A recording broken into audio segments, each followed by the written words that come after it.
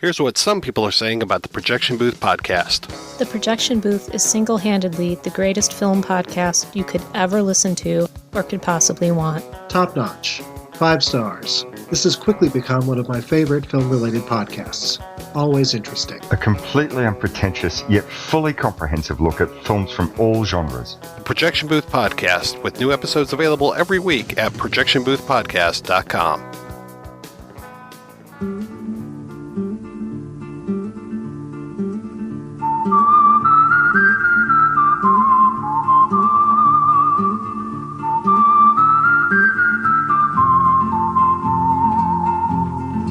You are listening to the In the Mouth of Dorkness podcast. Here are Brad, Lisa, Brian, and Darren. Welcome to another edition of the It Modcast podcast. Joining me is Brian Young, the Turtle Dork. Happy Friday, folks. Yep. And also joining us is the lovely Lisa Gullickson, wife dork. 5 days till Comic-Con. Oh, shitty. And Brad Gullickson, mouth dork. Hello! Yep. And I'm your host, Darren Smith, the Disco Dork. And welcome to the It Modcast podcast, Fistful Friday. Can you guys tweet at us and tell us if you actually like the addition of sound effects? I think that it lowers our quality. I think that using these sound effects is the lowest common denominator. Go fuck yourself. I fucked up by showing Brad that app. I take full responsibility. I'm sorry. Man. Welcome to the It Modcast podcast, Fistful Friday. Today is our favorite day of the week. And in honor of, as Lisa mentioned, our upcoming trip to San Diego for Comic-Con 2017, we got a fistful of Comic-Con. Yeah. These are our top 5 moments from our previous visits to the land of magic on the West Coast. So let's just get right into it. Brian.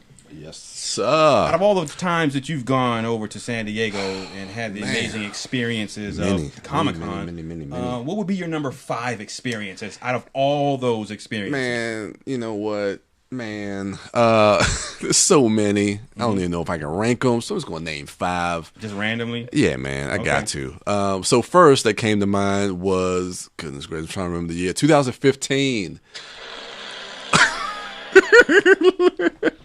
Yes, it was that kind of year. It was when I got in line on Friday. It's not as epic as that sounds, believe me. Okay, sorry. And I got interviewed by Nick Mundy for Screen Junkies. That's right. And I actually got on the Screen Junkies show randomly, getting in line. This was when they were having the Star Wars panel, and when they had like that fireworks show after the Hall H panel. Oh yeah. But I think we were getting in line for the next day, and I got in line early that day, like around 3 or 4 o'clock on that Friday. And then Nick Mundy was there pulling people aside, and he pulled me aside and he interviewed me, asking me, what are you getting in this line for so early? And I kind of just ran with it because I knew everybody wanted to talk about Star Wars, and then he was telling me his disappointments about Episode 1 and everything. And I mean, we all know most people know how Nick Mundy is, but. But I just kind of rolled with it. I actually had a lot of fun just kind of doing that interview, and it was kind of cool. And then going back and watching it, and I had some of my coworkers who watched Screen Junkies, and I remember one of my coworkers, he like either texted me or emailed me. He was like, "Hey," were you at Comic-Con? He's like, and then he sent me the link to the YouTube, to the Screen Junkies show. Yeah. It's like, yeah, I saw you on Screen Junkies. I was like, oh yeah, I was there. So that was actually kind of cool. That was fun. Guilty as charged. Lisa, what is your number 5 moment of Comic-Con? My number 5 moment of Comic-Con comes from 2015, I believe. If I need to be corrected on the year, Brian can correct me because he is the chronological dork. I'll do my best. But this was the first year that Brad and I slept outside. And we know that Comic-Con, even with all of the frills and all of the celebrities and all of the sights to see, that it's really about togetherness and, you know, celebrating being a nerd with the ones that you love. Yep. And so my moment was sitting with Brad under the stars next to the bay, in our sleeping bags, and watching the fireworks from the Star Wars screening that was happening at the pavilion. Yeah, they were doing. It was where we ended up seeing Star Trek eventually, off the harbor area, where they were doing a a John Williams Star Wars medley. Yeah, and it was like one of those situations where if we had stayed in Hall H, we could have had that Star Wars experience, but instead we were having this beautiful moment under the stars, and it was just really nice. And it was actually followed by one of the most stressful with the car. Comic-Con experiences, because this was our first experience with getting wristbands, and the wristbands were supposed to be released at like 10 p.m., but we didn't end up getting them until like 2 in the morning. And meanwhile, we had parked in a lot that closes at midnight, and I was worried about the car getting towed. Oh my God, it was the worst. So at exactly the wrong moment, I was like, Brad, you have to go check on the car, and he was like, fine. So he leaves to go check on the car, and as soon as he leaves, the people come with the flashlights and the wristbands, and then both me and Darren break out running, and Darren has greater stamina than me, so Darren did eventually reach Mouth Dork, but oh my God, that was a terrifying experience. But everything worked out. Everything worked out so beautifully. And it was overall a beautiful night. Mm-hmm. It was. Brad, your number 5 experience from Comic-Con, let me guess, is when Oscar Isaacs walked by 3 feet. Oh, wait, you didn't get to see that. Fuck you. That was me. Sorry. We did get to see it on your phone in slow-mo several times. Brad, what was your number 5 experience? Because you were just being a dick to me, I'm going to take one of yours. Yeah. Which is the 2013 Hall H experience. Oh, my God. And in particular, the Friday? Was it Friday that we got front row? Yeah. That was so awesome. And, you and Brian had slept out, or you had actually sacrificed, I think, all Thursday, right? Yeah. To be in that Hall H line, and then we joined up with you, and this was when, and I'm trying to remember how we got front row, because if we had followed the line, they were filtering everybody off to the right. Yep. And somehow we were able to split off and go left. And because we went left as we entered into Hall H, which holds 6,000 people, we were able to go running to the front row on the left of the stage. Yeah. And that gave us some prime seating for some really spectacular panels. I think the first one of the day was Riddick, right? Yep. Yeah, we saw Riddick, RoboCop, The World's End.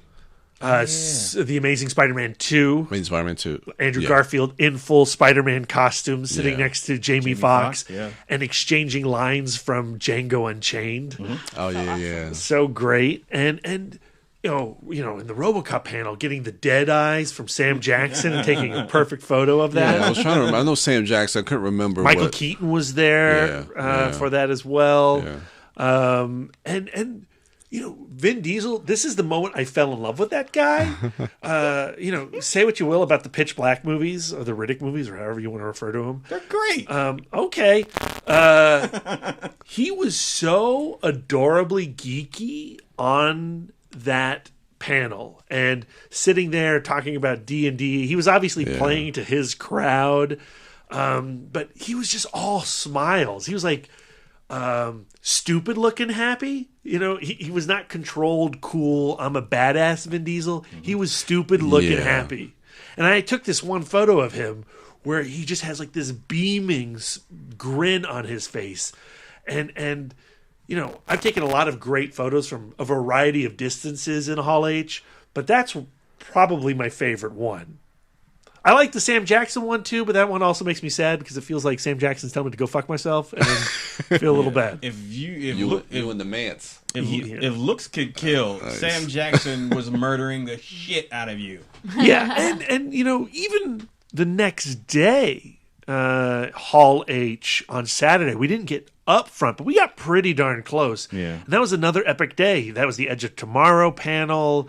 Tom Cruise. Yeah, Tom Cruise and Bill Paxton. R.I.P. Emily Blunt. That was also when they announced the Wolverine. Or they didn't announce it. They had footage of the Wolverine, and Hugh Jackman came out. And he thanked Len Wein. And he pulled, he went out and shook Len Wein's hand in the audience. And that's when you had the X-Men Days of Future Past panel, where you had Patrick Stewart and Ian McKellen and the old school crew, plus Fassbender and McAvoy and Hunger Games girl, what's her name? Jennifer Lawrence, J-Law.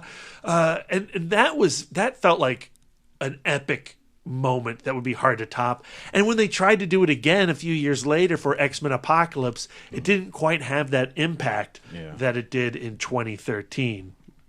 And also, it climaxed with the Marvel panel and, everybody's favorite, Tom Hiddleston, coming down as Loki. Ah, the best. Yeah. That was pretty damn cool. Friday or Saturday was your number 5? 2013 Hall H. That's what I'm going with. All right. My number 5 is that Tom Hiddleston moment coming down in character as Loki. That was the day, as you just mentioned, that the Edge of Tomorrow panel was. As you also just mentioned, Bill Paxton was in attendance, but Tom Cruise was there. And Tom Cruise, being the A-list celebrity that he is, when he came out, like, people lost their shit. And that was just a great panel because we've talked about it before with his exchange with the audiences and the people that would come up and ask questions, and him just being really kind to them. And even with Chris Hardwick being a little bit of a dick. Yeah, and Tom Cruise sticking up for us, and that was really great. But his reception was incredible. Like, everyone just lost their shit for Tom Cruise. But it pales in comparison to when Tom Hiddleston came out in character as Loki. That video is now and has been available on YouTube. You can look it up right now as I'm describing it if you like. But you should if you haven't seen it already. And I don't just mean like he was dressed as Loki. I mean, he came out and he was in character as Loki, doing dialogue from the Avengers. That one scene when he's in, is it even Germany? Either Germany or Russia or wherever. He's in Europe, and then he's telling the people bow. Yeah, he's in Berlin. Yeah. Berlin. He's telling the people bow before him, and that's when Cap and Iron Man show up.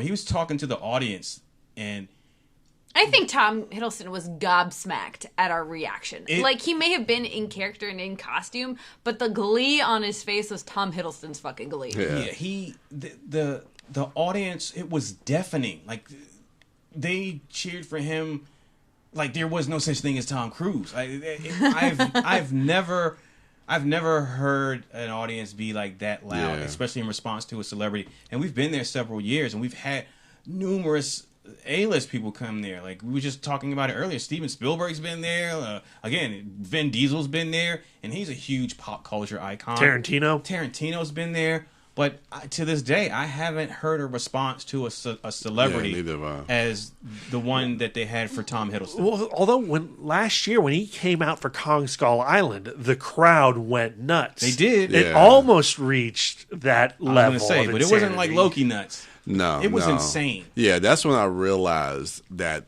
Loki was on another level of fandom that I've never seen before. And outside of the reaction to him, just like you mentioned, Lisa, just the fun and the glee that Tom Hiddleston had, and how he was having fun spouting that dialogue back at us, talking to us like we were mere mortal peasants beneath, that belonged in the audience beneath him. And it was so much fun. It was electric because he was reacting, to 6,000 of us, but it was us. He was reacting to us. It was. And, time and time again, you will hear us or people say in general, why are you, like Brian mentioned, why are you all standing in line? What are you waiting in line for? What are you camping out for? Why do you camp out? How can you camp out in line?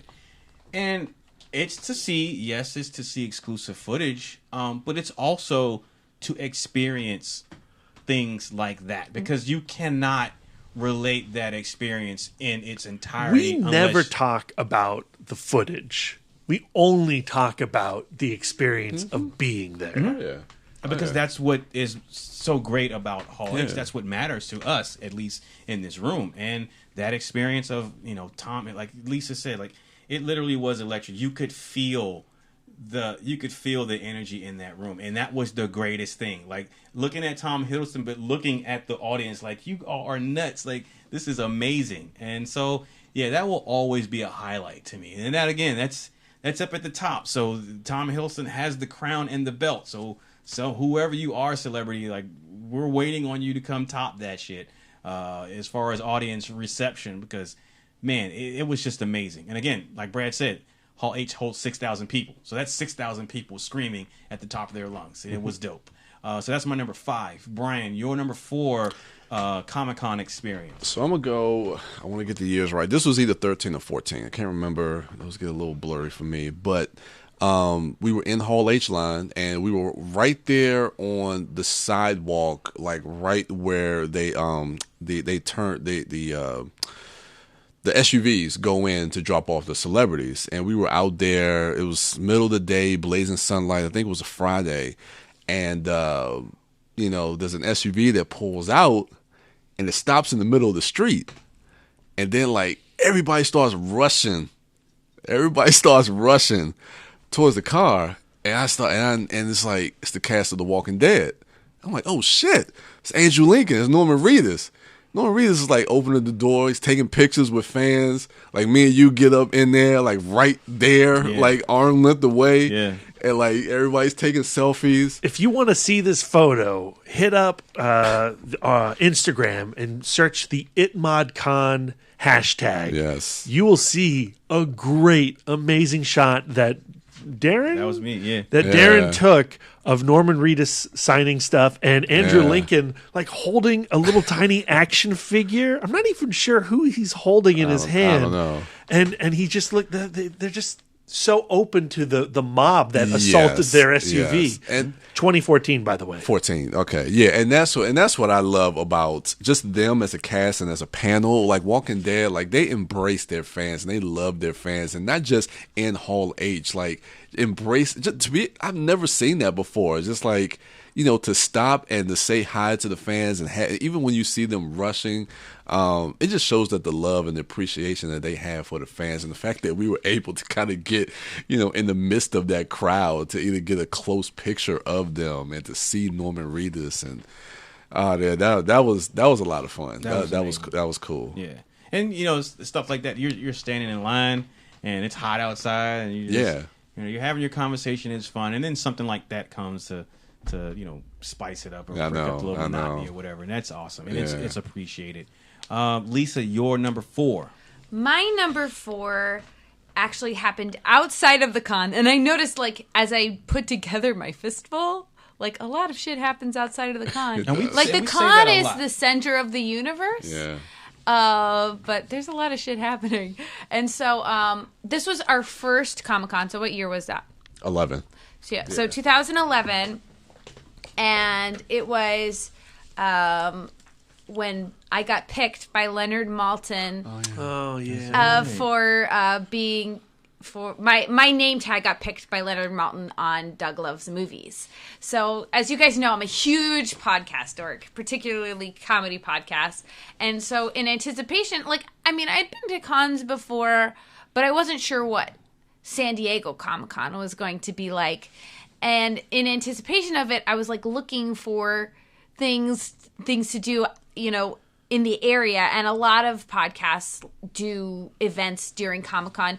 Nerdist did one, and we went to that one that year. Last year we saw Fat Man on Batman, which was actually that was terrible. It was really the worst. We walked out. It was the worst. But I've seen You Made It Weird there, so fun. But Doug Benson is kind of he's a Comic-Con staple. He's up there with Chris Hardwick for me. Like, he's just a presence. He likes to walk the floor. I'd seen him walking the floor. And his podcast, Doug Loves Movies, has a lot of audience interaction. So part of the audience interaction is that fans of the podcast will come with a name tag, and then if the people on the podcast choose your name tag when they're playing the Leonard Maltin game, then you get the prize bag. So the contestants that show were Claire Kramer, she was Glory on Buffy, and then Matt Myra, who's one of the Nerdist guys, and then Leonard Maltin.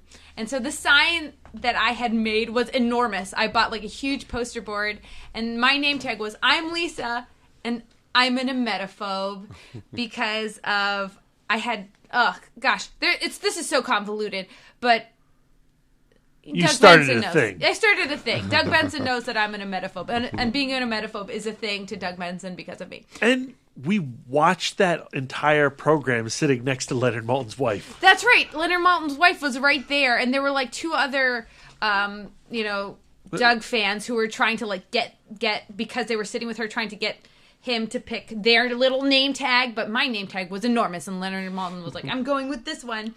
And strategy-wise, you don't want to be picked by Leonard Maltin for the Leonard Maltin game because, in all honesty, he's horrible. He's horrible at the Leonard Maltin game.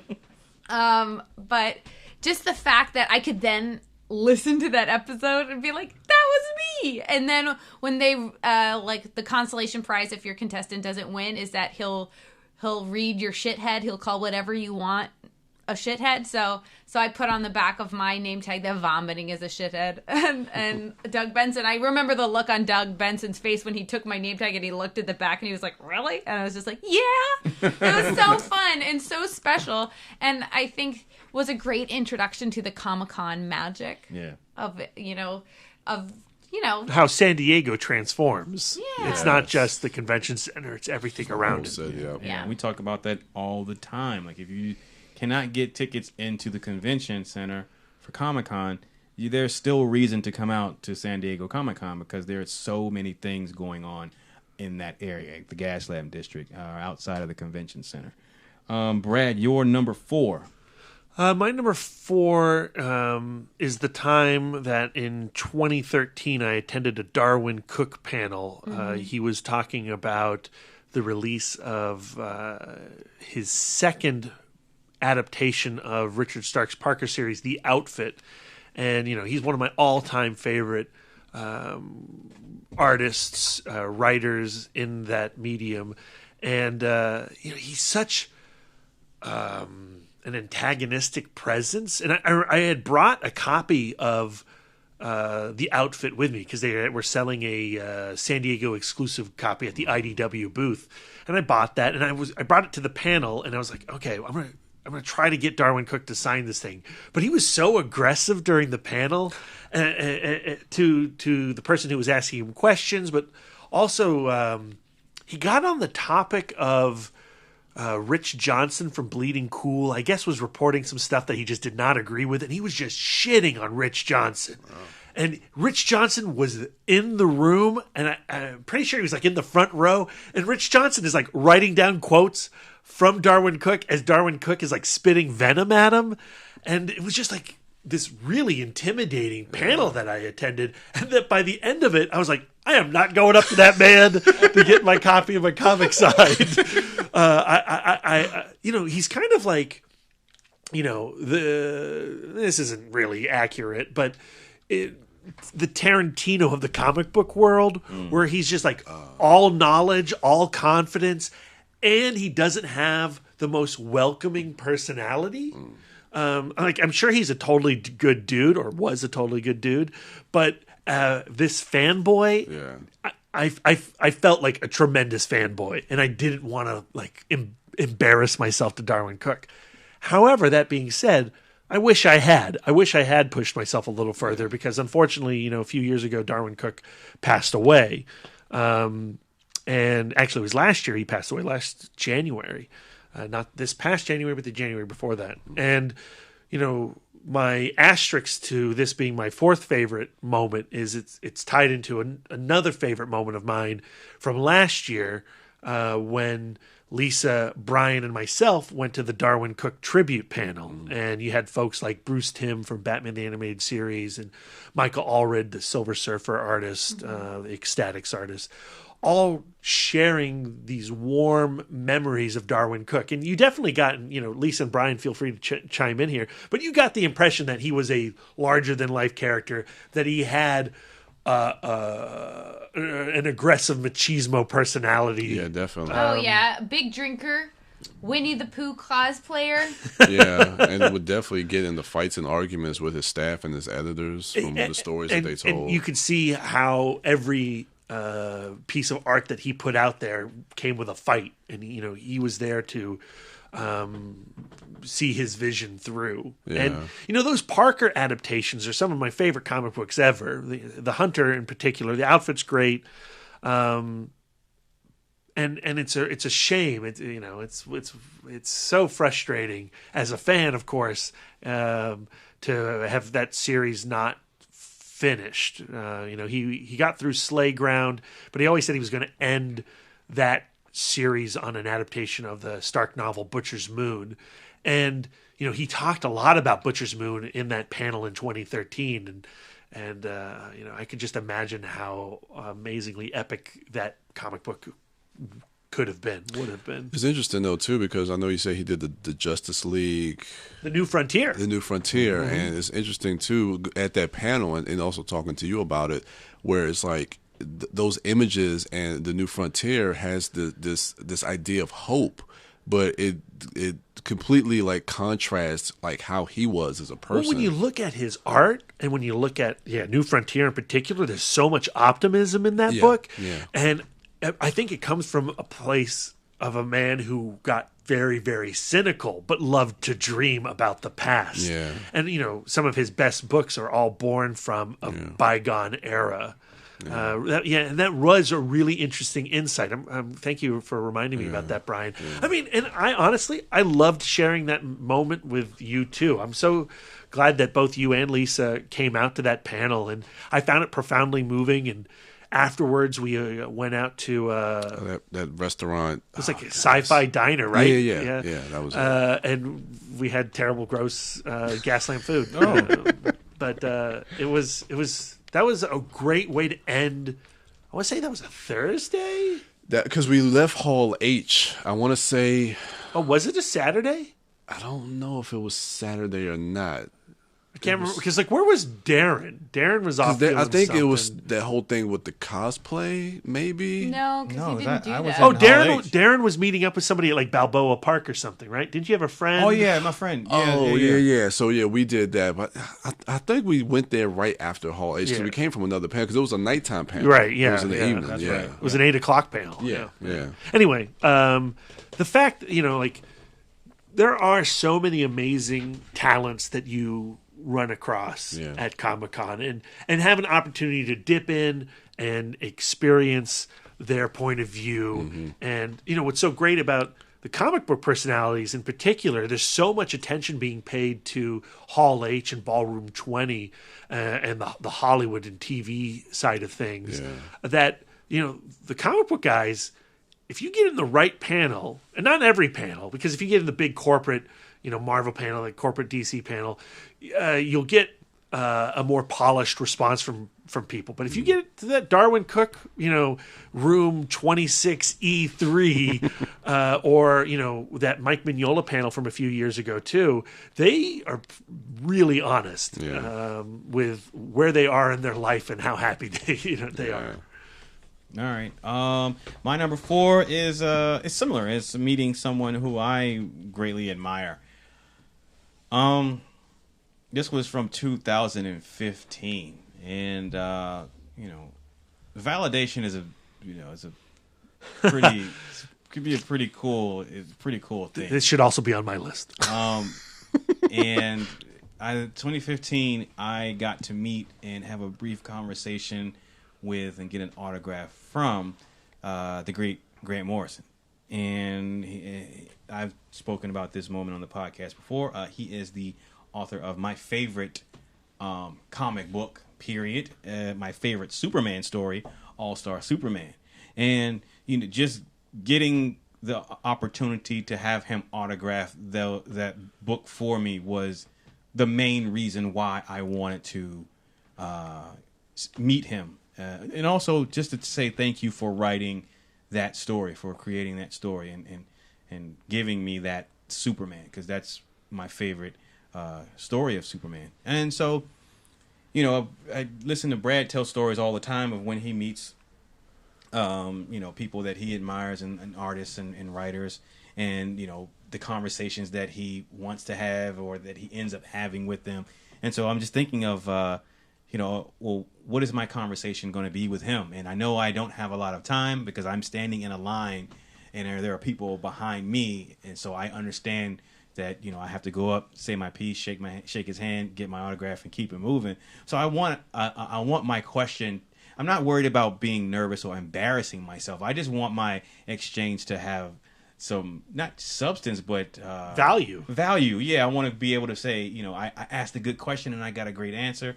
And so my question to him, this was right around the time BVS had come out. Yeah, it had already come out. It had just come out. And so being a fan of that film, and one of the only people in the world who dig that film, it got me thinking about that film. And I wanted, there's that debate, that eternal debate, Batman can beat Superman, or would Superman be Batman? So I figured, what? I want the opinion of the guy who wrote for one of these characters, who wrote my favorite story for one of these characters. Because, if he tells me, he feels like Batman could win, then I'd be like, all right, well, if Grant Morrison says so, I guess I have to kind of concede. But a large part of me knew and was comfortable asking this question because I felt like I already knew the answer. And I was right. And the great part about it was not that I was right, but that I was validated in my own opinion on the matter. So when I asked Grant Morrison, first I said, thank you for writing the greatest Superman story, my favorite. And I have to ask you, Batman versus Superman, who do you got? And he says, I love Batman. And I was like, oh, he's like, but I got to go with Superman every time. And so with that exchange was perfect. It was perfect.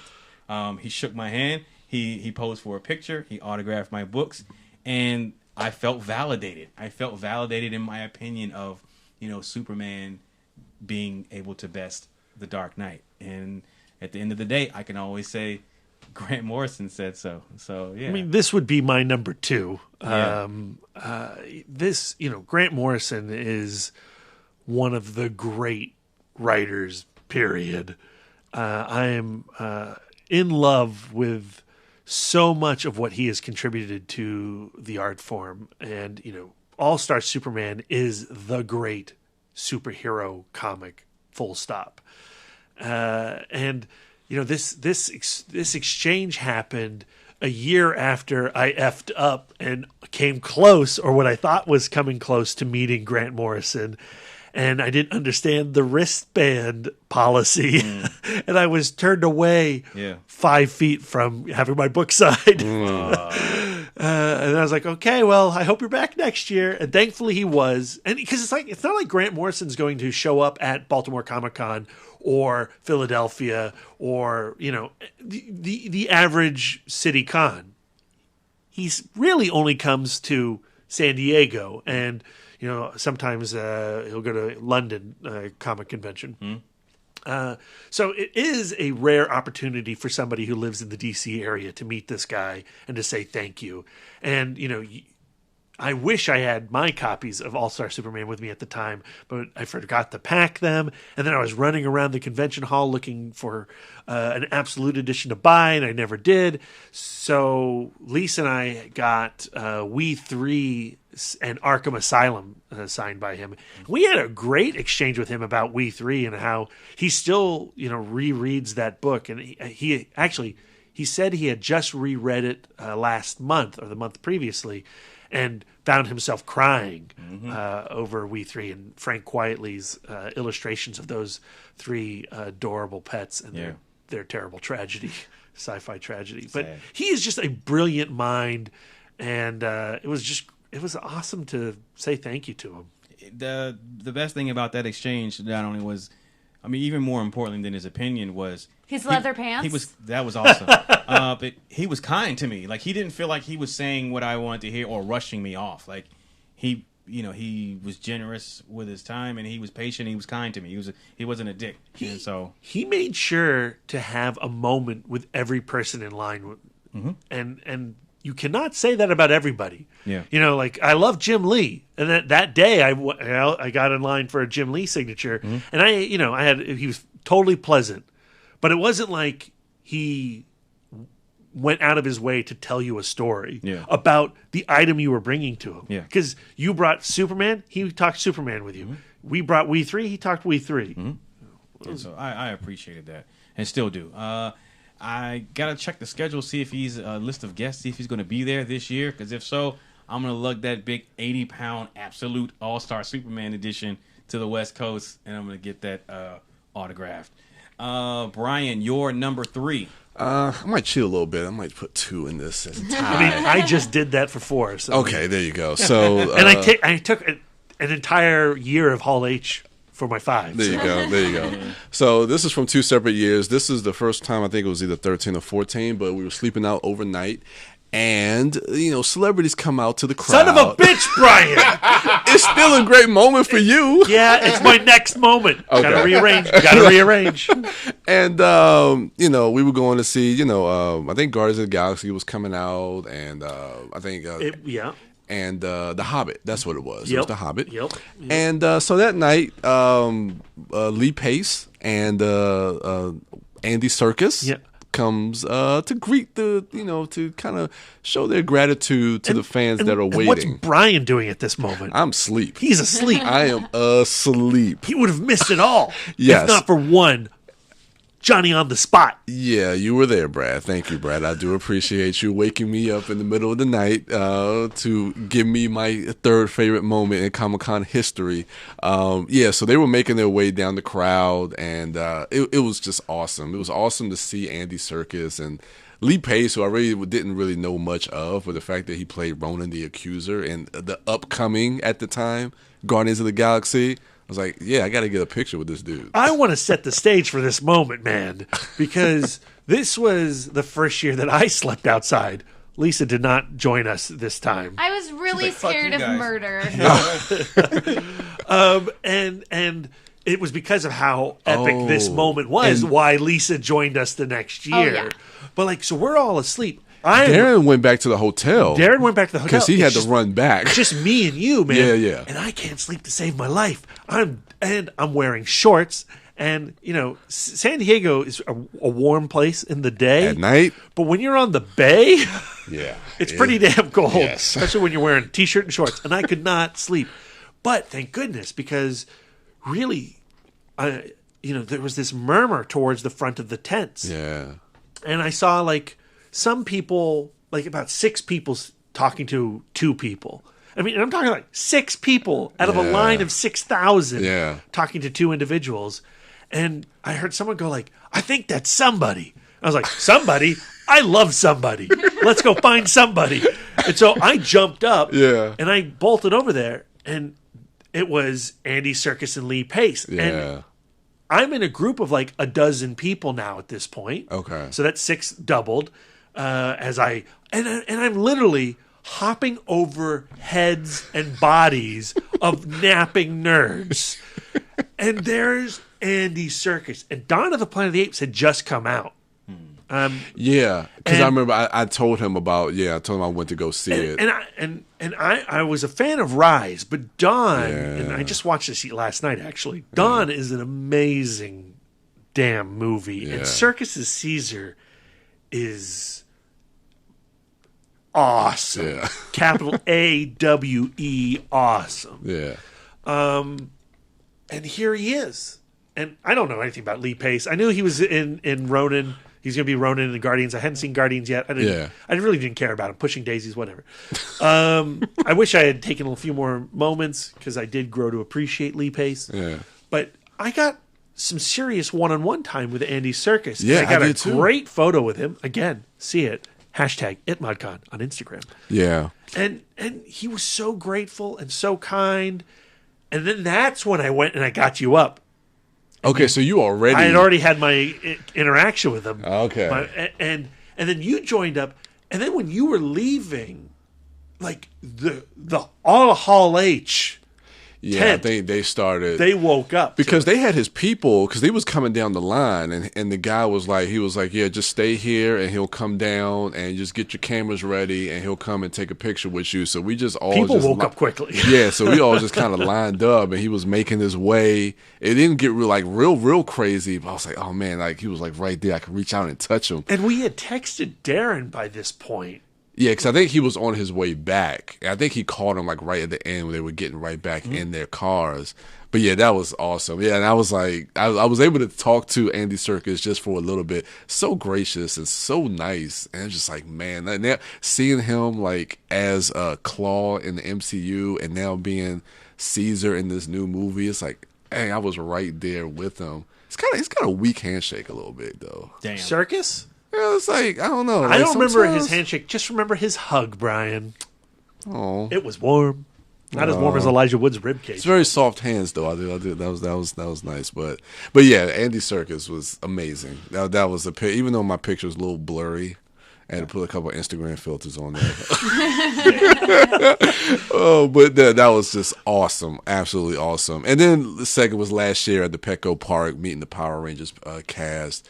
On the verge of seeing the movie and Ludi Lin, Dacre Montgomery, and then like the conversation I had with RJ Kyler. That was awesome to tell him how much I love Me, Earl, and the Dying Girl. And he was just a down to earth dude. Like, I love RJ Kyler. Like, that dude is just the best. And that panel, going back to the Lee Pace, Andy Serkis Hobbit experience. Oh, yeah. That panel that day was a really great panel.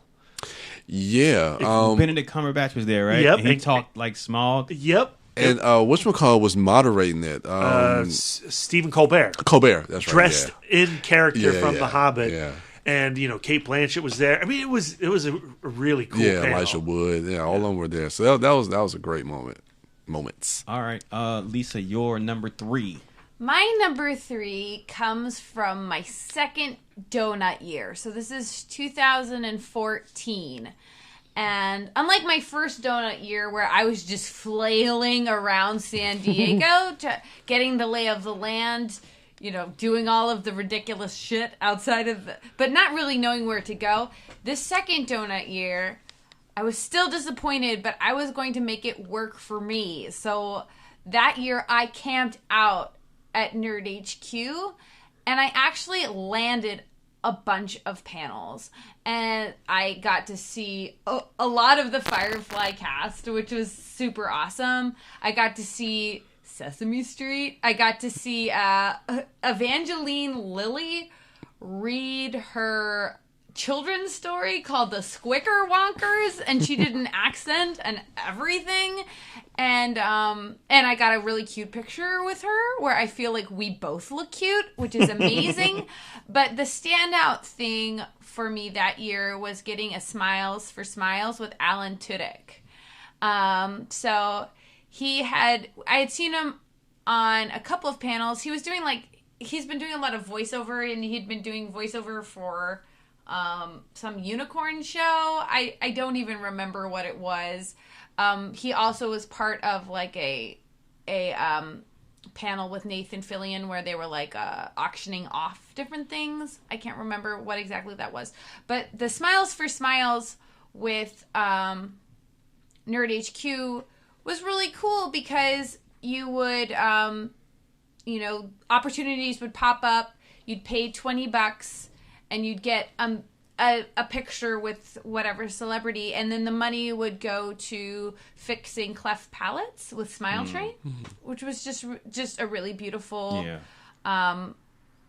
just a really beautiful charity, and but just a fun opportunity. So and often they would announce Smiles for Smiles at the end of a panel. So like you would go and you would immediately run and get to the panel. So while you guys were kicking it in Hall H, I was kicking it, getting a picture with Alan Tudyk and getting to post it on Facebook and getting all of that cred. And while like I didn't have a Grant Morrison reception, I did, I did say something like, it was like something to the effect of like, it's really exciting to meet you. And he said something like, well, anything for charity, which I was like, well, then fuck you. Okay, Alan Tudyk, whatever. But it was still really cool, and having the picture was really cool. And I think, like, in terms of just, like, cool and independent person, it was really cool. And then also the Smiles for Smiles I did get to do with the one that I love,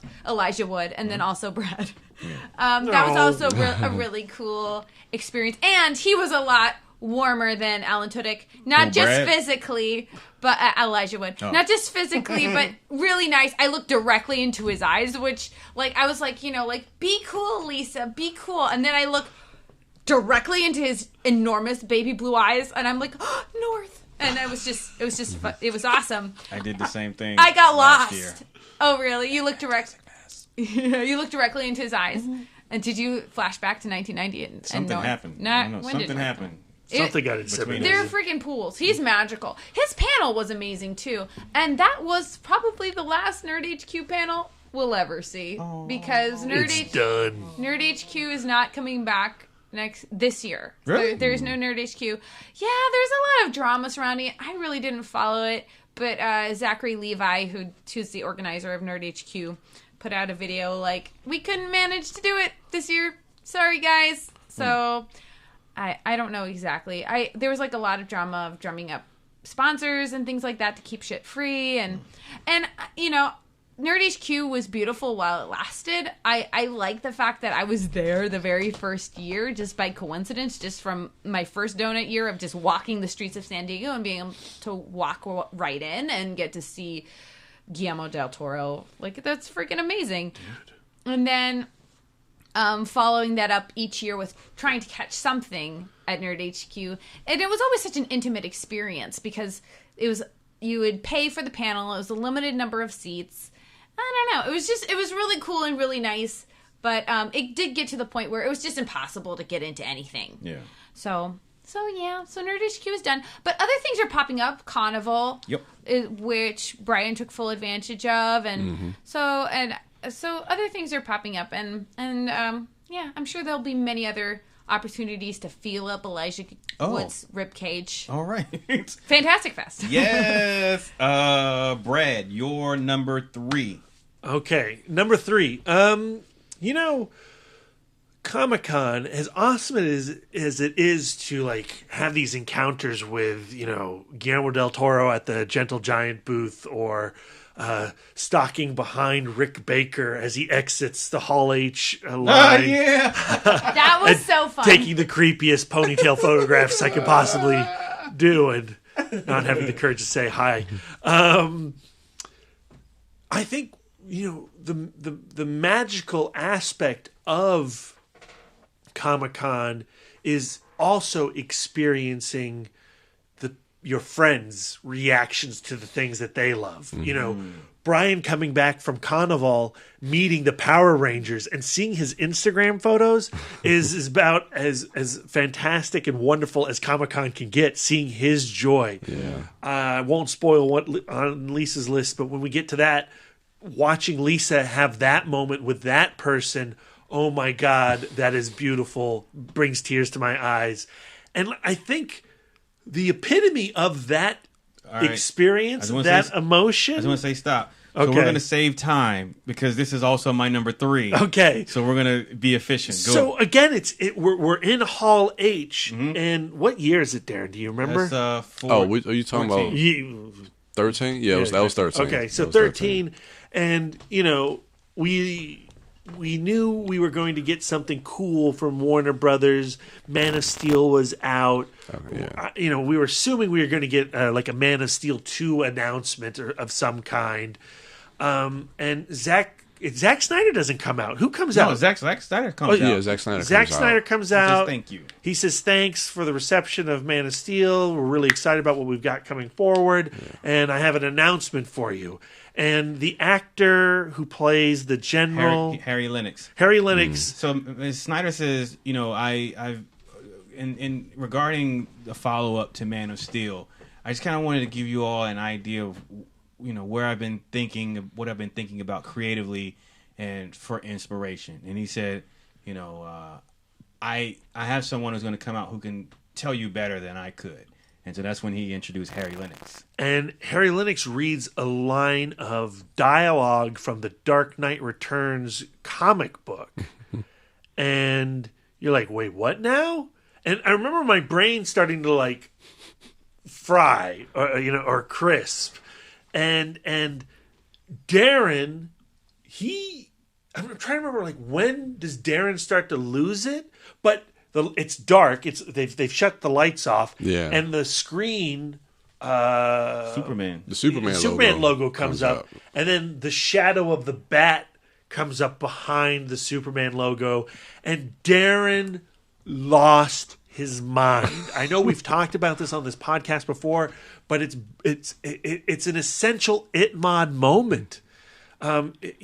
It's pure joy, ecstasy, insanity, all at once coming from the disco dork. And it was beautiful. It was epic. It was everything that Comic-Con's supposed to be. Yeah. My number 5 pick being the Hall H's reaction to Tom Hiddleston. I channeled that and then multiplied that for my reaction towards the reveal of BVS. And I don't know, we've talked about it before, but I don't know that I've talked about why I had that reaction outside of just being excited and it being unexpected. But I think a lot of it had to do with, at this point, we're several films in the MCU. I've already had my experience of the Avengers. I've seen, the Incredible Hulk on screen and be represented in a way that I've never seen before. I've had the Man of Steel. So, but I'm getting things with comic book movies now. I'm living in a world where I'm constantly being presented with things that my younger childhood self would have never imagined, things that I've never seen before.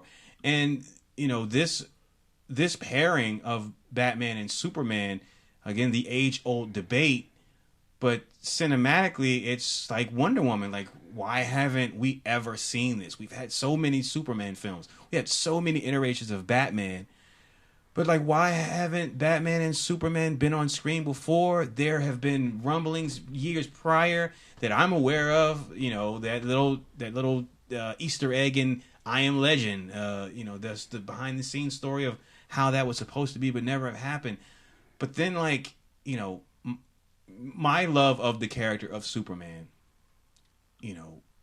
what that means to me, but seeing him in a story that I've never seen before, and cinematically just seeing that pairing that the world's never seen before, just my kid self, the mind reeling, within the few seconds of that Batman logo fading into sight, into existence, like your life flashing before your eyes, like me crafting that film in my mind, like what the hell is it? I went through 1,000 different drafts of what that movie could be, and it was just blowing my mind. Like, oh my god, I'm going to see Batman face off with Superman. I don't even have any idea what Batman looks like. I know what Superman looks like, but what is Zack Snyder's Batman going to look like? Like, what does this mean? Like, what the fuck is happening right now?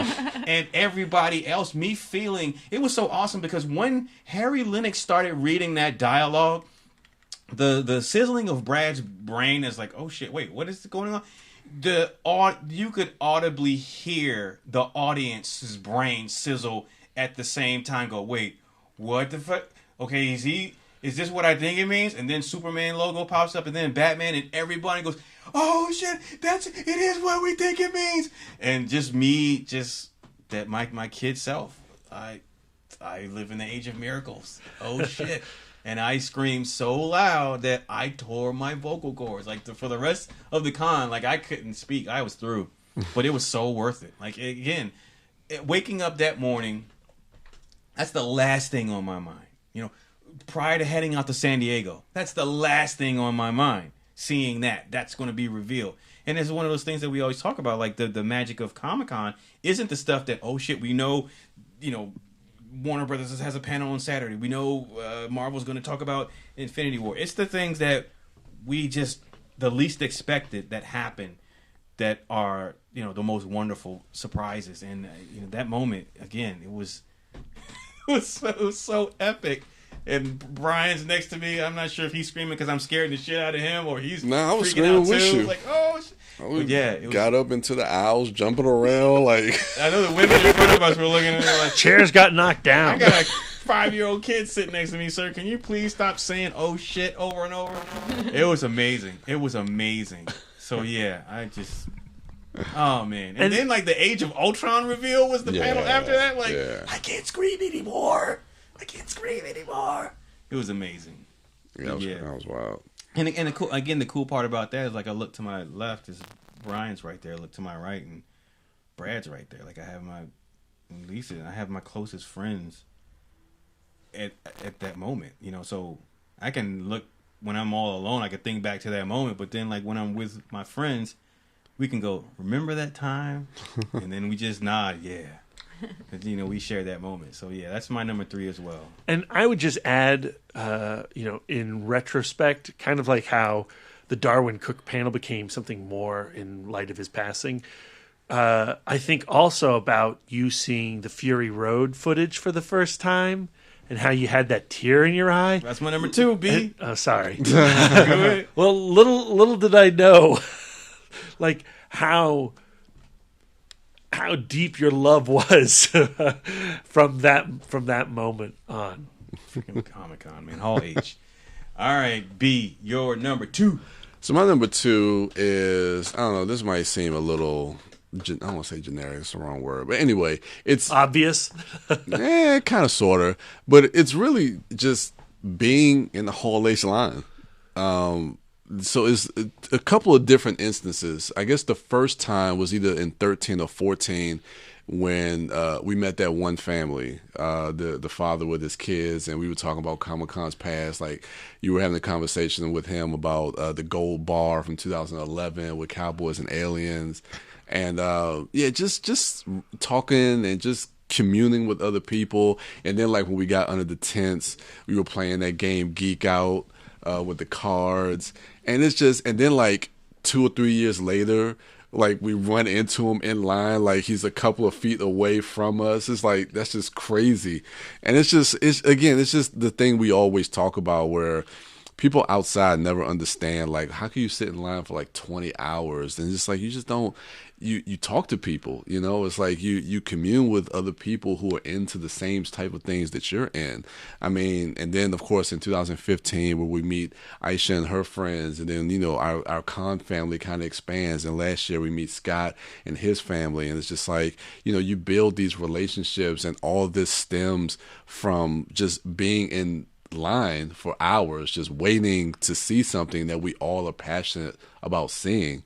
And I just think it's just a great and beautiful thing. And one of the things that I really enjoy going to Comic-Con for, sometimes it can be a little nerve-wracking because sometimes you're in the line with a whole bunch of different people. And luckily for us, throughout the years, we've been able to be around people who have great knowledge and perspective on this geekdom that we're into, because there could be some fans out there that can be a little obnoxious at times. Every now and again, you do run into the type of fan, the negative fan. Yes. And that's frustrating. But honestly, at Comic-Con at San Diego, I can only think of like 2 instances that irritated me. Yeah, I mean, I've had a few, but again, like I said, especially being in Hall H line, it's just been fantastic, the people we've been able to come across and meet around the last few years, and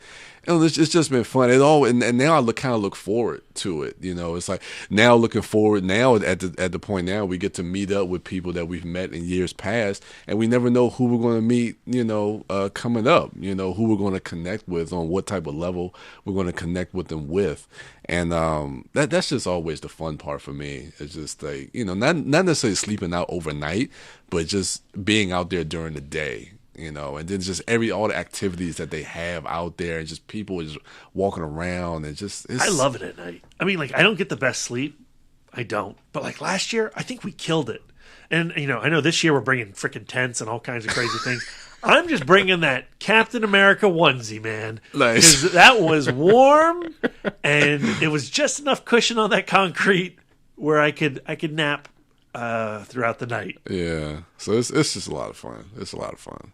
And that experience in the line and actually talking to people, it's something that in this day and age of everyone having their phone out, being buried into their phone and texting. Well, we got those out too. Yeah, but but we're googling shit to add to the conversation. But you're not texting a conversation. You're not having a faceless conversation. Yeah. You're face to face with someone. You're accepting perspective different from yours, and you're sharing perspective similar to yours. And I don't know, it's weird that we live in a day and age where that's rare or quote unquote special, but it's special, and I it's one of the things that I appreciate about it too. So shout out to our con family. 5 days. We'll see you soon. We'll see you soon. Lisa, your number 2. My number 2 was my day of cosplaying as Dawn Greenwood last year. Awesome. I've had a lot, like, through my limited cosplay experience, I've had a lot of really fun, just individual moments. Like, the first year I cosplayed as a Monkey Man, and knowing that nobody would recognize 2012. me. Yeah. That was 2012. Yeah. And getting recognized by a Klingon, going like, Mike Nesmith! And I was like, yeah! And then, of course, the infamous exchange with the homeless guy who recognized me when I was dressed up as Bruce Lee. Oh, yeah. But the Dawn Greenwood experience was just so special because I had put in more effort than I had in the past. And in fact, most of the effort came from my mom, who made the dress. And I put a lot of, consideration into gathering the pieces and finding the ladybug polka dot fabric. And then it was like the perfect level of obscure, but still clearly a cosplay. So I got to still be like my kind of incognito self most of the time, but then going to the G. Willow Wilson panel where the real comic book fans were, and they were going, oh my God, Dawn Greenwood. And then running into Wyatt Cenac. One of my favorite stand-up comedians, his album Comedy Person is one of my all-time favorite albums, and him recognizing my cosplay as Dawn Greenwood. He referred to you as Dawn Greenwood. That was like some next-level nerd shit that I was just like so ecstatic.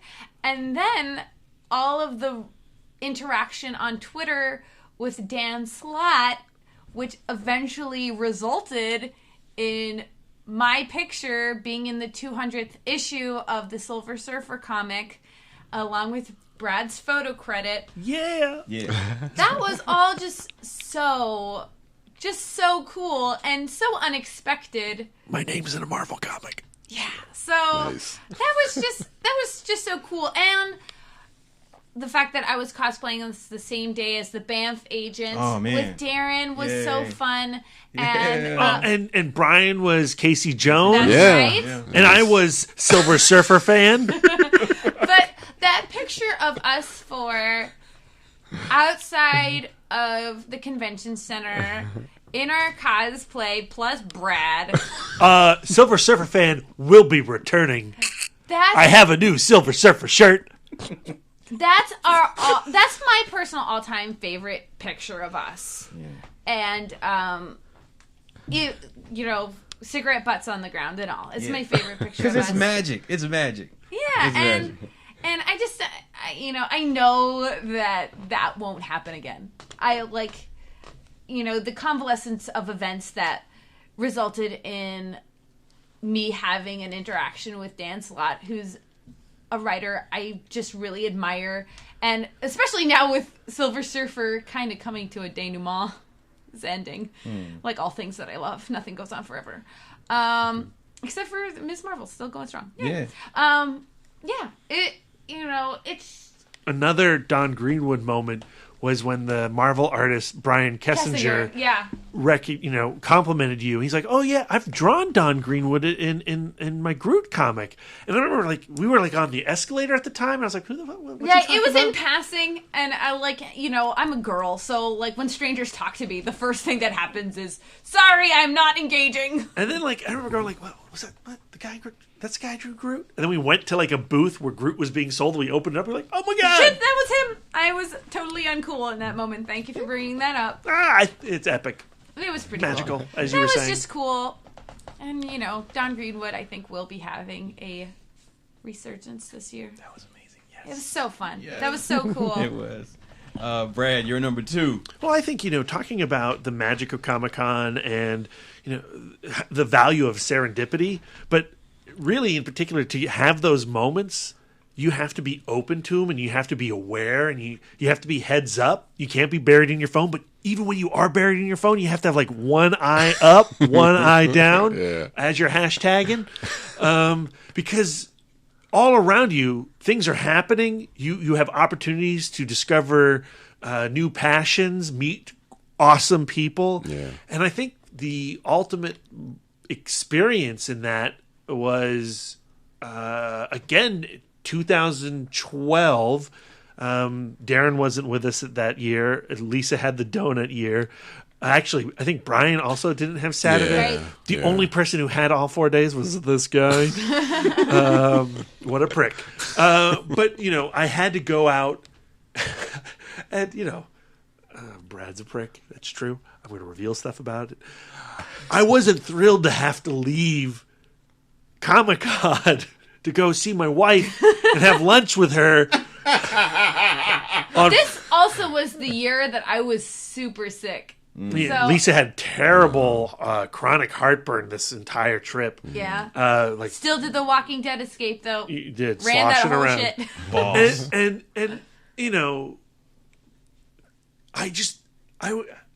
this was my first time where I had to venture out away from Comic-Con to see my wife, who was experiencing a different type of con outside of the convention center. And we were going to go have lunch, and we met in the Gaslamp District, and we were walking down to have to find a place to eat that would not destroy Lisa's esophagus. Very difficult, by the way. And I see this, Comic-Con's filled with these, not rickshaws. They're, bike carriages? Bike carriages, right? Oh, yeah. And I see this bike carriage pulling up across the street from us, and I'm like, wait, I recognize that face. Oh, shit, that's John Landis, the director of the Blues Brothers and American Werewolf in London and Innocent Blood and Into the Night and Animal House and just all my favorite movies. And there he is, struggling to get out of this bike carriage awkwardly. And he's slow in this moment. I'm going to pounce. I could not control. This was a year after my awkward stalker photos of Rick Baker, who contributed again to American Werewolf in London. I could not be cool around the presence of John Landis. I had to meet him. I had to shake his hand. And I was like a bullet out of a gun. I left Lisa on the sidewalk, stepped out into traffic, and made my way straight to John Landis. And I just said, John Landis, I am a huge fan. I love everything you do. Yeah. And he goes, thanks. And we shake hands.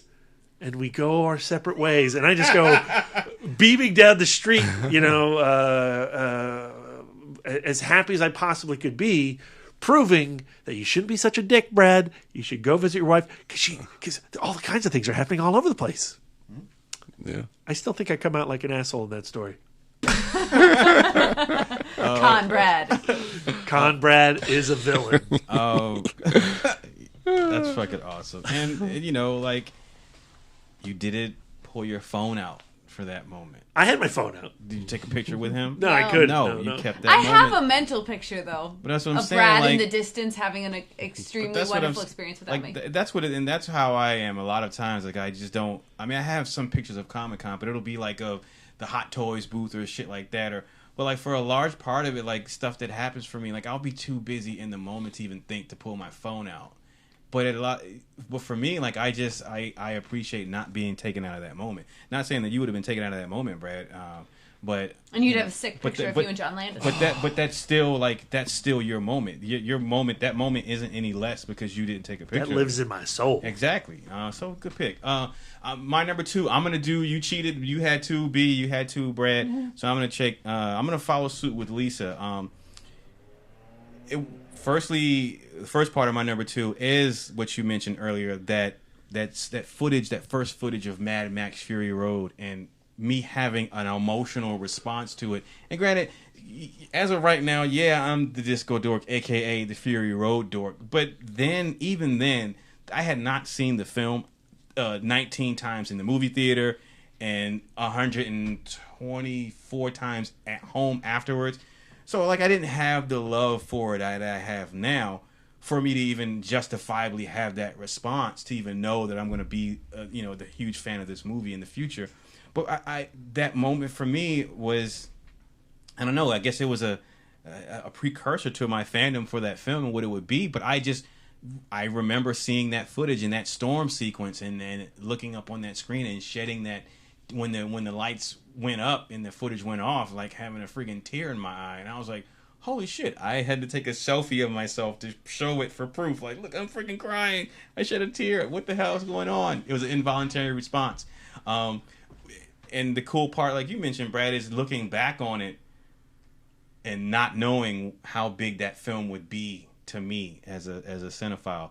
That's pretty cool. But my other part of my number 2 is like Lisa's number 2. We cosplayed on the same day last year, and I had an amazing, possibly con-changing experience in doing that. I now know what the big deal is about cosplaying, about the effort that's put into it, about the power of the mask, and how freeing it is. Outside of being stopped by the local news person in the morning, first thing in the morning, and having my picture taken for a news story, and then getting picked to be in the Sci-Fi Channel's competition, and then making the finals. I still skip that shit for Hall H because nothing trumps Hall H. I'm sorry. Just being picked was enough for me. I was on their webpage, so that was pretty cool. But like the reaction from like the kids and just people. Like, granted, I wasn't a pre-existing character for people to go like, oh, hey, it's that guy. But like the people who would stop me would ask me like, what is that? What character is that? Where are you from? What are you supposed to be?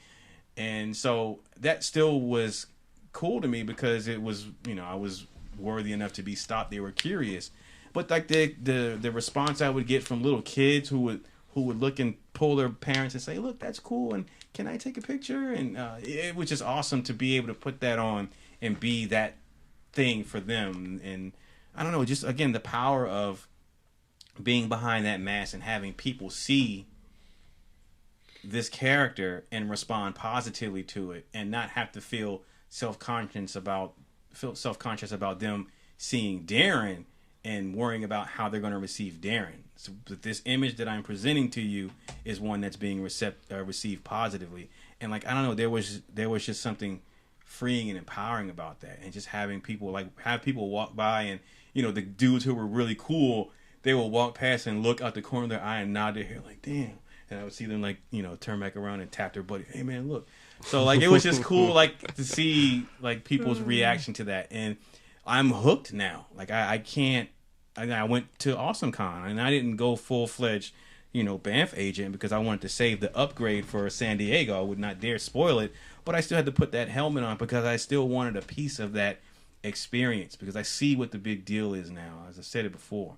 And, cosplaying last year with Lisa and Brian, shockingly, finally, like, he actually went out and did the Casey Jones thing, and, like, that was awesome. And Brad is Silver Surfer fan. Yeah, and Brad is Silver Surfer fan. Man. It's awesome. It was cool to share that.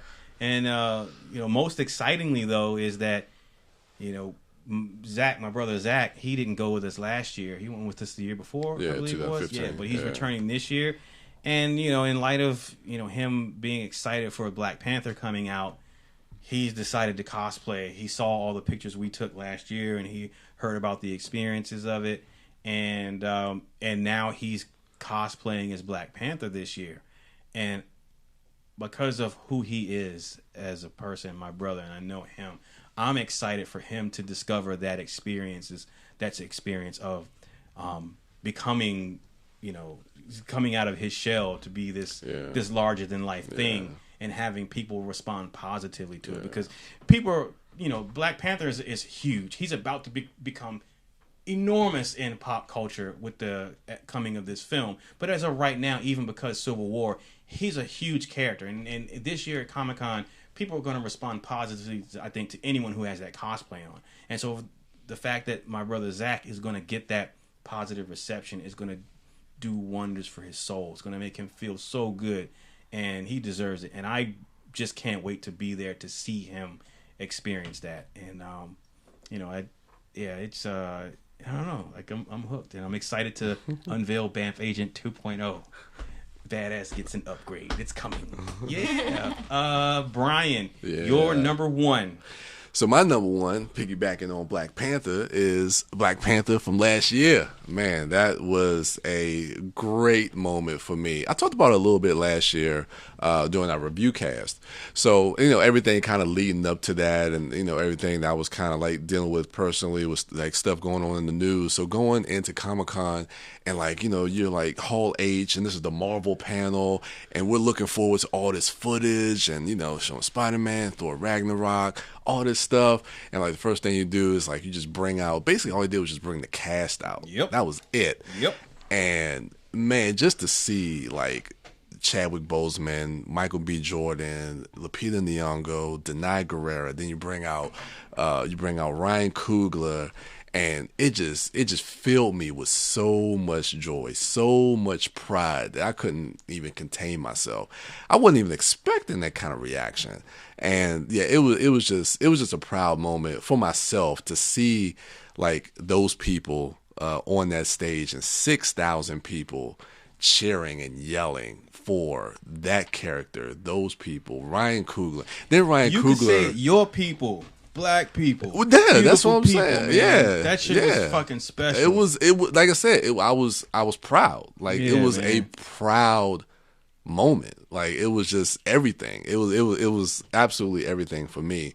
And then hearing Ryan Coogler talk about like how he used to be in the crowd all the way in the back, back in 2009 in Hall H, and now he's up there on that stage, and coming off the fact that it was from my favorite movie. He directed Creed, and yeah, like I said, just everything leading up to that, with like all the like the police shootings and everything that we've talked about before, and then being like just seeing that on that stage, and just it was everything. And then like this year, we're gonna see footage. We've already got the trailer, and we're gonna see more stuff from Black Panther. Like I said it, and then after Comic-Con, I said it, like this is my most anticipated movie. Like, more so than Infinity War. I know when we see footage for Infinity War, I might be like, but actually the significance that Black Panther means, not just to myself and to my people, and to what it means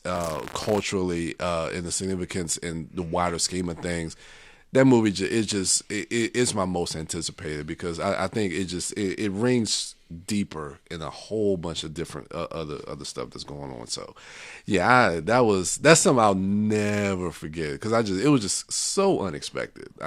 I was not expecting to react in that way. You know what I'm saying? Like it was just weird. It was just different. I wasn't expecting to be overcome with that kind of emotion. And it's just, I'll never forget that. I'll never forget that. That was. I remember that. I just remember because we weren't in the same row together. You know, we were like a couple two or rows three rows forward. up, yeah. I remember looking back after that panel and seeing you overcome with emotion. Yeah, because during the panel, I was tearing up, and then I think at the end of the Marvel panel, like they're passing out the hats or something. Yeah. And, like Darren was talking to me, and Darren was just saying stuff to me, and I just kind of broke down, like just thinking about it.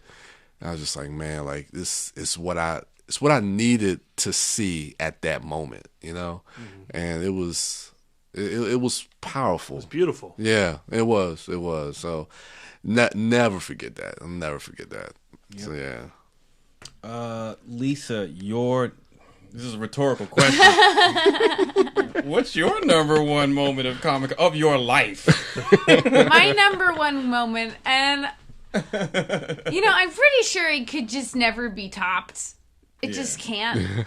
No way. I mean, maybe. Oh my god! But it would be like we're having dinner with somebody. The universe cannot give this to me twice. I don't know, but this is Comic-Con we're talking about. So, but was my casual encounter walking down the street with Joss Whedon. No big deal. Oh my god. It was astounding.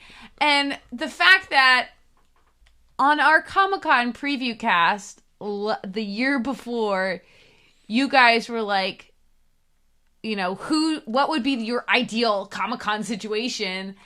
And I was like, well, to meet Joss Whedon. And I followed that up with, actually, no, I could not handle that. And it was like one of those things where it felt like a day was ending because we were going to get our stuff because it was Friday night. And I had just watched the Joss Whedon panel, and I really enjoyed it. He always does such an insightful panel, and I think he's just a creative mind that I really admire because he always makes himself so vulnerable, and he's really open about his process, and he really does try to, create a space for strong women characters, and he's just and I just think he's so funny. He's clever above all else, and just, I don't know, just so cool. And I never want to miss his panels; they're always so awesome. So this was like the day ending, and we were crossing the bridge to go back to our car to flip out our stuff to get our stuff to sleep over, and when Brad was like, look who's right there, it's fucking Joss Whedon. My first inclination was to say nothing and to do nothing and to just kind of be like, whoa, he's right there, let's walk behind him 10 paces and just take pictures of his butt, la la la, but my first inclination was to just kind of just be in his space and just kind of keep a respectful distance. But somebody else who was ahead of me, and he was just walking out in the open, he had sunglasses on initially, but he took them off, and he had a phone initially, but he put it in his pocket, and he was literally just walking, being Joss Whedon. And I remember when the Age of Ultron panel ended, and we were walking behind the convention center, and Whedon came out in that SUV like Norman Reedus. Oh, yeah. And that was like, windows up, no interaction. Right. So, I mean, you just don't know what to expect. Because as much as I enjoy all of his work, and he's the kind of person where you just hear his voice in his work. And so it's just like, well, I know Joss Whedon. He talks like this. You know what I mean? He thinks like this. He is a stranger. So you don't really know. But then somebody else had talked to him first. And so that kind of goes and he seemed totally okay with that other person. And so I just decided to seize the moment. And which is, I think, it's unlike me. It was an unlike me moment. And then the fact that, he wanted to have, like, he at least was pretending. Yeah. He wanted to have a conversation with me. He wanted to talk about the panel he just did. And so, you know, we walked that entire stretch of bus line, you know, talking about how his panel was great and that I always enjoy his panel and that, how's that Twist comic coming along? And, oh, yeah, you know, that's crazy that they're not just doing everything that you say, considering you're Joss Whedon. Okay, nice meeting you. You know, like he said, I guess it wasn't a waste. Like, talking about the panel. I'm like, yeah! And him turning around and crossing the street. And, it was just amazing. And then I immediately burst into tears, turned into the puddle I had predicted. But, like, you just don't think that shit's gonna happen. Yeah. And you just don't know how you're gonna deal with it. And I know that there's a parallel universe where I said nothing, and I'm sure that would still be in my top 5 of the time that I walked behind Joss Whedon for a couple blocks. But a couple blocks, so I would continue to follow him, and then I would watch him get into his car, and then I would take down the license plate, and then I would, like, just light stock him the rest of my life. No, you know, but it wouldn't be my number one. Like, walking behind Joss Whedon, pretty fucking great, but not number one. But yeah, it was just really cool. It was just really, really, really cool. And I don't know what else to say about it. I can't even. So, I can't. Done talking. All right, B. My next rhetorical question. What's your number one moment of your experiences at San Diego Comic-Con? My number one also comes from last year, like Brian and Lisa's, and that was attending the Star Trek Beyond screening with your wife. With my wife on the harbor, the first ever outdoor IMAX screening, and you know, with your wife. I mean, you know, I got the pass because I was going to write an article for Trek News, and Brian over there, he set me up with Paramount, and which was like the dopest thing that's ever happened to me ever, frankly.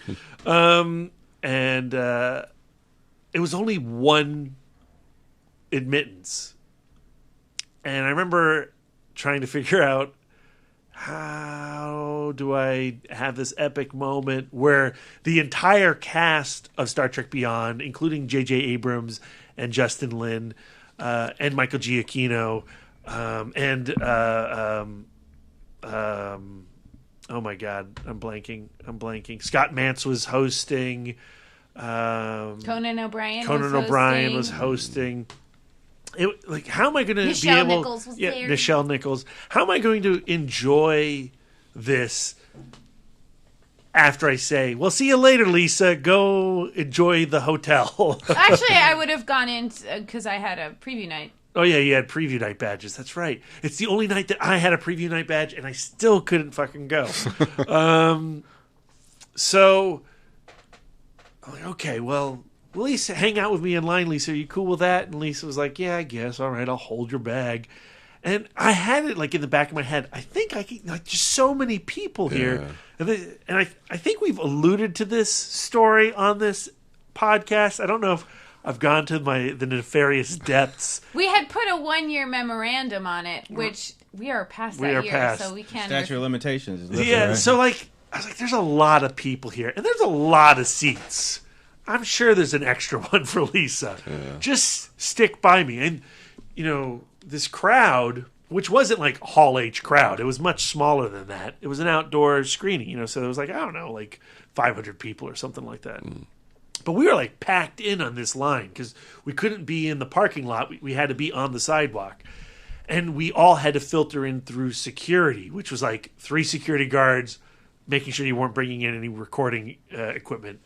And you had to hand your ticket over, and then they handed you a wristband that lit up in synchronicity to the music, as we learned later. It was a light show that involved the Giacchino score and the wristband that would light up in different colors.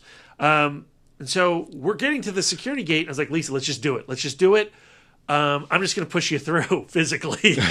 Yeah. And, you know, we get there. We are like shoulder to shoulder squished in. And the woman's like, I need your ticket. I was like, okay, well, here you go. And he passed the one ticket, and while he was passing his one ticket, I crossed to get my bag checked. Yeah, and then we were through. And so essentially the whole story is that I just walked in.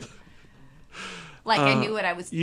You just gotta have confidence and say, like, I belong here. Oh my God. And I don't know how that all plays out ethically, but I do know it saved my marriage. Okay. And there were a ton of seats. It wasn't like I was taking somebody else's seat. Yeah, there was tons of seats. And So I could have got in too? Yeah, yes, you could know have what? gotten in A whole too. bunch of people could have gotten in. Which we should be on the lookout for other parties to crash this year. Yeah. Just FYI. So, we get in, they pass out the light band, they give you a coupon for a free Subway dinner. They give you a goodie bag filled with Blu-rays, the entire Star Trek movie run, including the Abrams stuff. Wow. They gave us baseball caps. They gave us T-shirts. And then we sat second row, right in front of the orchestra. And, there is Giacchino. There is the San Diego Philharmonic Orchestra playing Giacchino's music. Scott Manson's coming out to hype everybody up. Nichelle Nichols has an interview with him on stage. And then Conan O'Brien comes out. And then one after the other, the cast, Carl Urban, Simon Pegg, John Cho, Zoe Saldana, Chris Pine, Zachary Quinto, Idris Elba. Wow. I mean, they were all right there in front of us. And I took an awesome video of the entire cast talking, like 15 minutes worth of footage. And, the other thing about this was I was hearing positive things about Star Trek Beyond going into this screening. But we were coming off of Star Trek Into Darkness, which is hot garbage, offensive, BS, crap film. I hate that movie. I've watched it again. It's not as painful in light of the third film, but it's still a mess of a movie. And does not feel like Star Trek. Star Trek Beyond feels like Star Trek. In a lot of ways, it feels more like Star Trek than the 2009 film. And just being able to relax and enjoy this experience with Lisa there is going to go down as, the greatest film screening I've ever been a part of. It was beautiful. And they really did go out of their way to just, the light show. And they had this beautiful tribute to Anton Yelchin and Leonard Nimoy. And that light show was awesome. It's beautiful. Yeah. And it's made every subsequent watching of that film even better. Fact. All right. My number one rhetorical. This is obvious. I just actually posted about this on social media. We always talk about the Comic-Con miracle, and Brad, you mentioned how things fall into place, and you have to be open to receiving these miracles and just happenstance and where you are, and had Lisa not gotten sick and gotten a donut, you wouldn't have had to go out and leave, and you wouldn't have met John Landis. All these things that line up, the stars that have to align for certain experiences to happen. Regarding my number one, I don't know that it's to that level, but in a way that I think it is, because I just talked about my number two being when George Miller presented that footage for Mad Max Fury Road. And this is one of the reasons why my number one means so much to me outside of my love for the film, was because it all started in Hall H with that footage and my response to it of Fury Road, and not even understanding fully, what the hell, why was I that emotionally moved by that? And I had an idea, and it would be ultimately what makes me a fan of the film as it stands now. And it's just George Miller being his age, coming back, and we said it before, making the film that he created. So anyway, see that footage. Oh my God, I can't wait for that film to come out. That film comes out. You all know the story about that. So that movie comes out a few months later. We're in San Diego. that Thursday, my first day, day at the con, and the universe had to prove that I love you, Darren. I love you so much. I'm going to make it so that it just so happens on your first day at the con, you're going to choose to wear your Mad Max Fury Road themed t-shirt, the one that has Immortan Joe's Valhalla spray paint image on it. And you're going to go there, and there's going to be this other person who loves Fury Road probably just as much, maybe more than you do. That person is going to end up behind you in line waiting to go into the convention center hall in the morning. And that person is going to be cosplaying as Immortan Joe. And to add more detail to the cosplay, they're going to have some silver spray cake decorations. And you're going to turn around and you're going to get a picture with that person. And they're going to be able to witness you as done in your favorite film of all time. And I've said it before, that's the last thing on my mind when I woke up that morning. This was our first date on the floor. I'm thinking about what table I got to go see Ryan Benjamin and ask him where the hell is my painting that I won in that raffle like 3 years ago, dude. I got to stop at King Jum G's table to get my new book. Having Immortan Joe, the movie just came out. This is what blows my mind about that cosplay. The film had only come out 2 months prior. This person, as a huge fan, had art with this would be the first of this particular con because there were more people there in cosplay. But this would be the first person I would see in Fury Road cosplay. So that in and of itself was just cool and validating for that movie as far as its impact on culture. Because if you're getting cosplayed at San Diego Comic-Con, you're popular. You're doing something right. Mm-hmm. So for someone to go, hey, there, and turn around and look, and it's Immortan Joe, I'm like, hey, that's friggin' awesome cosplay.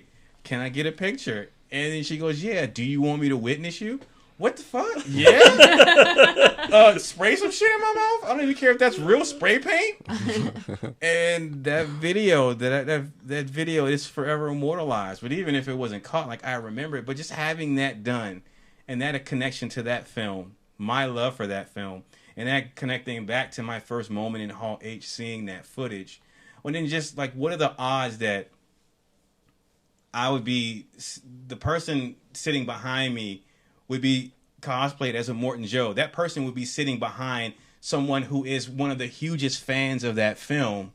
And this cosplay that they had no idea that they were going to go to this Thursday and change this dude's life, make him so happy, his favorite moment of San Diego Comic-Con by just being their creative selves and putting passion in their cosplay. I don't know, again, for me, it was just one of those, because I could have been in line way down the other end, or I could have left out 5 minutes later and been way further back and never met that person and never seen that. And so I still would have had a great con, but that moment just would have went totally different for me. But whatever, the planets aligned, the universe aligned, and said, you know what, Darren, we ain't forget about you. We love you too, baby. And it gave me that moment. And it's the geekiest thing because, Fury Road is everything begins as far as my fandom. I'm a huge film fan, and that's my favorite movie. So everything begins and ends with that movie with me. And for me to have that moment tied so closely to that film, it's just the greatest thing. And to have that happen in the greatest place regarding fandom and geekdom it's just everything to me. And so I'm just so grateful. So yeah, man, it's just the greatest. And again, I just don't know what else is next. What's coming. I just can't imagine. So I'm just super excited. So I want to have just a bonus pick that I couldn't quite work into my top 5, but I know was a miraculous moment for all of us, and it's a much more, I don't know, down to earth kind of moment. But it was the year of the X-Men Days of Future Past panel, and they gave out tickets to everybody. It was also a Hateful Eight. And so we wanted to get our X-Men hats and we wanted to get our Hateful Eight posters. And to do that, you had to go down to the Marriott on the other side of the convention center. And that's where the redemption room was. And we get into this line, and the line for the redemption room at the end of Saturday night, after Hall H, after an epic Hall H, is bonkers. I mean, it's like getting back in line for Hall H. And it's also in a completely other building, like where we had not been at all. And and this was the first time we'd ever attempted to go to the redemption room at the Marriott. We don't know what the layout's like. And we're like wall to wall with people. Like, oh, well, this is just not going to work out for us. Maybe we're not going to get and I wanted these lobby cards. I'm looking at it right now. Yeah. Spoilers, we got it. These Hateful Eight lobby cards are awesome promotional artwork.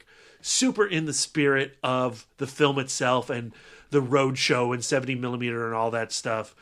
And I'm like, well, I guess we're going to have to, like, we can't wait in this line. I don't want to wait in this line. I want to go to bed.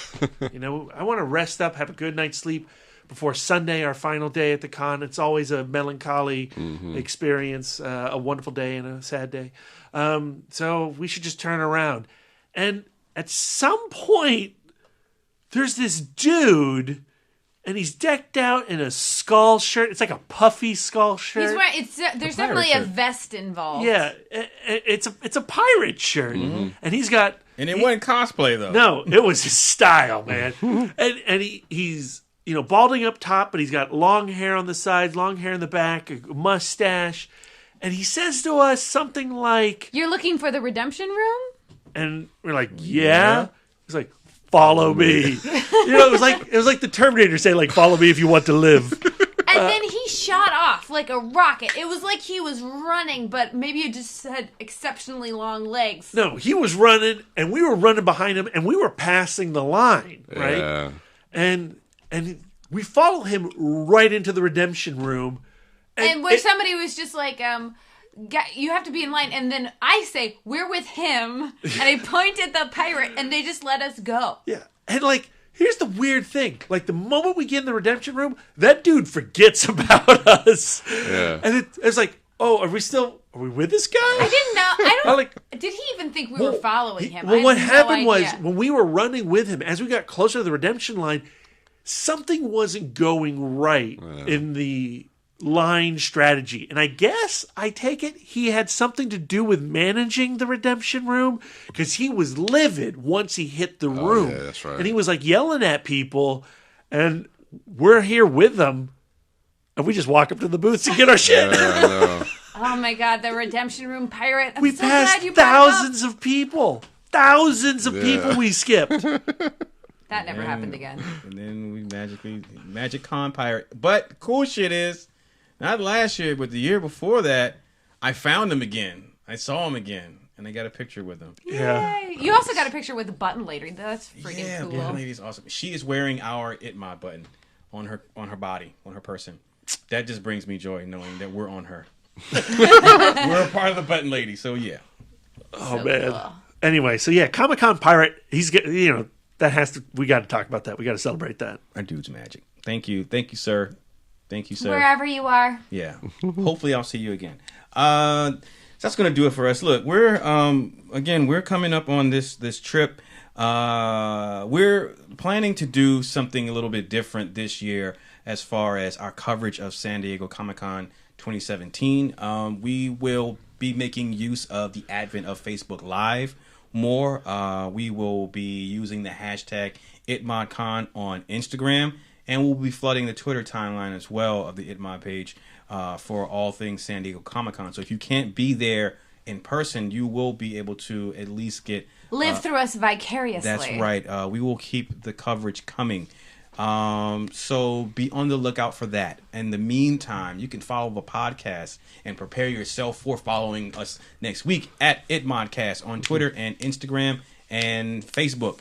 Brian William Young is at the Turtle Dork on Twitter, at the Turtle Dork 1 on Instagram, and fuck Letterboxd, huh?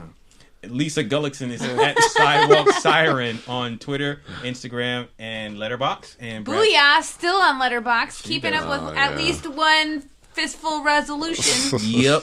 Brad Gullickson is at Mouthdork on Twitter, Instagram, Facebook, Letterboxd, and Untapped. And I'm Darren Smith, the Disco Dork on all social medias.